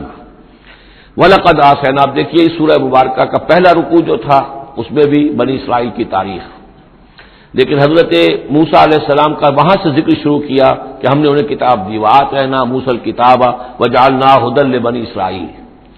اور یہ واقعہ کب ہوا ہے کہ جبکہ مصر سے وہ نکل کر آ چکے تھے صحرائے سینا میں، گویا کہ پوری داستان جو مصر کی تھی اس کا وہاں پر تذکرہ نہیں ہے، لیکن اس سورہ مبارکہ کے آخری رکوع میں پھر حضرت موسیٰ کا ذکر آ رہا ہے۔ یہ گویا کہ خاص اسلوب ہے اس قرآن مجید کی صورتوں کا، خاص طور پر جو صورتیں کہ ایک ہی وقت میں خطبے کی شکل میں نازل ہوں، ان کی ایک تو یہ کہ ابتدائی اور آخری آیات جو ہیں ان کی ایک خصوصی اہمیت اور فضیلت ہوتی ہے، اور دوسرا یہ کہ ان کے اندر خاص ربط ہوتا ہے۔ تو بنی اسرائیل کی تاریخ کے بعد کے ادوار وہاں آئے ہیں، لیکن جو مصر کے اندر ان کے ساتھ ہوا ہے اس کا ذکر اب یہاں ہو رہا ہے۔ وَلَقَدْ آتَيْنَا مُوسَىٰ 9 آیات بینات، اور ہم نے موسیٰ کو 9 نشانیاں دی تھی روشن۔ 2 نشانیاں تو وہ تھیں کہ جو وہ اولین مرحلے پر اللہ تعالیٰ نے ان کو دی تھی، یعنی یہ کہ ایک عصا جو کہ وہ سانپ بن جاتا تھا یا اژدہا بن جاتا تھا، اور دوسرے ان کا وہ ہاتھ کے جو چمکنے لگتا تھا۔ اس کے بعد 7 نشانیاں ان کو جو اور دکھائی گئیں مختلف اوقات میں، ان پر جو عذاب آئے اور حضرت موسیٰ کے دعا کرنے سے پھر وہ وقت پر ٹل جاتے رہے، تو ان میں سے سنین، نقص من الثمرات، طوفان، جراد یعنی ٹڈی دل، قمل چچڑیاں، ضفادع یعنی مینڈک، اور خون کی بارش، یہ تمام جو ہے یہ سورہ اعراف کے اندر تفصیل گزر چکی ہے۔ لقد آتینا موسیٰ 9 آیات بینات فاسأل بنی اسرائیل اذ جاءہم، تو ذرا پوچھ لو ان بنی اسرائیل سے کہ جب موسیٰ ان کے پاس آئے، فقال له فرعون، تو فرعون نے ان سے کہا انی لاظنک یا موسیٰ مسحورا، کہ میں تو یہ سمجھتا ہوں کہ اے موسیٰ تم پر کوئی جادو ہو گیا ہے۔ اب دیکھیے یہی لفظ آیا یہاں پر جو حضور کے بارے میں صورت میں آیا ہے، ان تتبعون الا رجلا مسحورا، تم نہیں پیروی کر رہے ہو مگر ایک ایسے شخص کی جس کے اوپر سحر ہو گیا ہے۔ یہی بات کہی گئی تھی حضرت موسیٰ علیہ السلام سے۔ فرعون نے کہا انی لاظنک یا فرعون مسحورا، اے فرعون میں تو یہ سمجھتا ہوں کہ تم پر جادو ہو گیا ہے۔ قال لقد علمت ما انزل هؤلاء الا رب السماوات والارض، اب ظاہر بات ہے کہ یہ حضرت موسیٰ علیہ السلام ہے، ویسے بھی جلالی مزاج تھا ان کا، پھر یہ فرعون جس سے یہ مکالمہ ہو رہا ہے ان کے چھوٹے بھائی کے مانند بھی تھا، تو اس سے اسی انداز میں بات کر رہے ہیں، اس میں تنتنا وہی ہے. لقد علمتا، تجھے خوب معلوم ہے، ما انزل ہؤلاء، نہیں اتارا ہے نشانیوں کو، الا رب السماوات والارض، مگر اسی نے کہ جو آسمانوں اور زمین کا مالک ہے، بصائر، سجھانے کے لیے، دکھانے کے لیے، تمہاری آنکھیں کھولنے کے لیے. وانی لاظنک یا فرعون مسبورا، اور اے فرعون تو سمجھتا ہے کہ مجھ پر جادو ہو گیا ہے، اب میں یہ سمجھتا ہوں کہ تو تباہی اور ہلاکت کے کنارے تک پہنچ چکا ہے، اب تیری بربادی اور تیری ہلاکت یقینی ہے. فاراد ان یستفزهم من الارض، تو فرعون نے ارادہ کیا کہ انہیں اکھاڑ پھینکے زمین سے، یعنی جو بھی اس نے شکل اختیار کی تھی کہ لڑکوں کو قتل کرو اور لڑکیوں کو زندہ رکھ لو، ظاہر بات ہے قوم کے استحصال کا اور اس کو ختم کرنے کا اس سے اور زیادہ عمدہ ذریعہ کیا ہو سکتا ہے. فاغرقناہ ومن معہ جمیعا، تو غرق کر دیا ہم نے اس کو اور اس کے جتنے بھی لوگ اس کے ساتھ تھے ان سب کو. وقلنا من بعدہ لبنی اسرائیل اسکنوا الارض، اور پھر ہم نے کہہ دیا بنی اسرائیل سے اس کے بعد کہ اب زمین میں تم آباد ہو جاؤ. فاذا جاء وعد الآخرۃ جئنا بکم لفیفا، جب پھر اگلا وعدے کا وقت آئے گا، پچھلے وعدے کا وقت آئے گا تو ہم لے آئیں گے تمہیں سب کو سمیٹ کر. یہ وعد الآخرہ سے مراد اکثر و بیشتر تو لیا گیا آخرت کا وعدہ، جب قیامت آئے گی، یعنی تم زمین میں رہو، قیامت آئے گی، تم سب کو ہم جھاڑو پھیر کر جمع کریں گے، سب کے سب جمع ہوں گے، ایک میدان حشر میں آئیں گے، سب کے سب جمع ہو جائیں گے، جیسے کہ کہیں جو ہے وہ باغ میں جو ہے جھاڑو دی جاتی ہے اور سب کو جمع کر لیا جاتا ہے، تنکو وغیرہ کو، جئنا بکم لفیفا، تم سب کو لپیٹ کر لے آئیں گے. لیکن میرا گمان یہ ہے کہ اس کے اندر اشارہ ہے اس بات کی طرف کہ جو ڈائسپورا کا پیریڈ جو چل رہا تھا بنی اسرائیل کی تاریخ کا، جو شروع ہوئے حضور کی بعثت کے وقت جو ہے 500 برس ہو چکے تھے، اور جب یہ صورت نازل ہو رہی ہے تو گویا کہ 550 برس ہو چکے تھے ان کے ڈائسپورا کو، اس لیے کہ 40 برس کی عمر میں تو حضور پر وحی شروع ہوئی ہے اور کم سے کم 10-12 سال اور بیت چکے ہیں. 550 برس سے وہ نکال دیے گئے تھے سرزمین فلسطین سے اور وہ منتشر ہو گئے تھے پوری زمین میں، کوئی کہیں کوئی کہیں کوئی کہیں. لیکن اشارہ کیا جا رہا ہے کہ جب آخرت کا وقت قریب آئے گا تو تم سب کو سمیٹ کر لے آئیں گے، جیسے کہ آج ان کو جھاڑو پھیر کر پوری دنیا میں یہودیوں کو فلسطین میں جمع کیا جا رہا ہے. اس لیے کہ ان کا جو آخری جو انجام ہے، جس سزا کے یہ مستحق ہو چکے تھے حضرت مسیح علیہ السلام کو رد کر کے، اور جس سزا کی مزید توثیق ہو گئی جبکہ انہوں نے حضور پر بھی ایمان لانے سے انکار کر دیا، تو اب یہ کنڈمڈ پرزنرز کے مانند ہے کہ اب ان کی سزا تو ہو چکی ہے لیکن اس کی ایگزیکیوشن ابھی باقی ہے. وہ ایگزیکیوشن جو ہے قریب وہ وقت آنے والا ہے کہ جب ان کی ایگزیکیوشن ہوگی، اور ظاہر بات ہے پوری دنیا میں پھیلے ہوئے کے لیے وہ ایگزیکیوشن جو ہے اس کے بجائے بہتر شکل یہ کہ ان کو سمیٹ کر لے آیا جائے. تو در حقیقت یہ گریٹر اسرائیل کا قیام جو بھی ہو رہا ہے، اسرائیل تو قائم ہو گیا ہے اور عین ممکن ہے کہ گریٹر اسرائیل بھی قائم ہو جائے جیسا کہ ان کا نقشہ ہے، لیکن یہ کہ وہ ان کا گریٹر گریو یارڈ بنے گا، پھر بالآخر حضرت مسیح ہی زمین پر دوبارہ نازل کیے جائیں گے اور انہی کے ذریعے سے اس قوم کی ہلاکت ہوگی آخری. تو جب وہ وقت آئے گا قیامت کے وعدے کا تو پھر ہم تمہیں لے آئیں گے سمیٹ کر، پوری دنیا میں سے جھاڑو پھیر کر تمہیں سب کو ایک جگہ جمع کر لیں گے. واللہ عالم. اب اس کے بعد پھر اس سورہ مبارکہ کی آخری آیات میں قرآن مجید کا تذکرہ جو ہے بڑے شاندار الفاظ میں ہے. وَبِالْحَقِّ أَنزَلْنَاهُ وَبِالْحَقِّ نَزَلَ.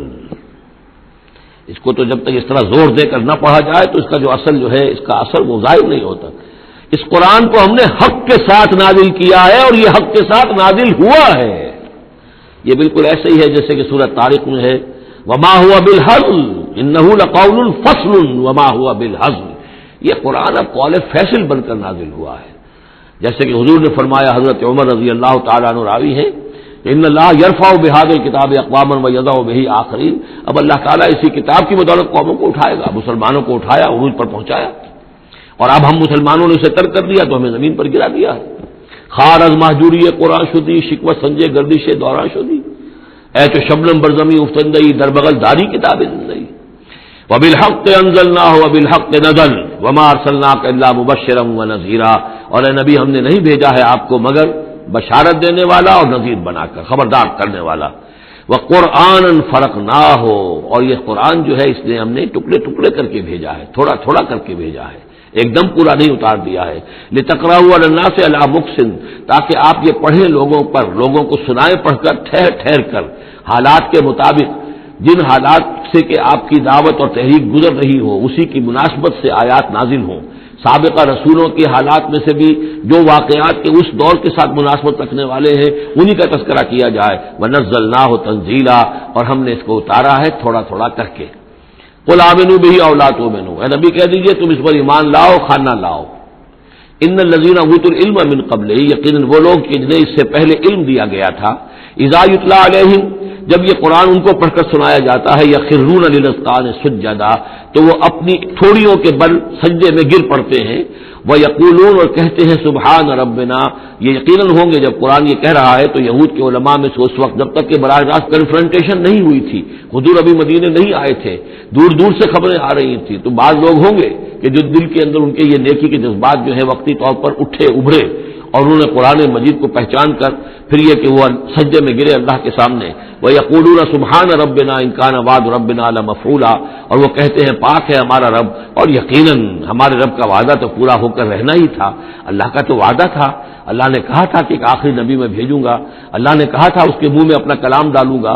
یہ کتاب استثناء جو ہے ڈیوٹرانومی، اس کا باب جو ہے 18، اس کی 18 اور 19ویں آیات کے اندر ہے کہ میں ان کے بھائیوں میں سے اے موسیٰ تیرے مانند ایک نبی اٹھاؤں گا.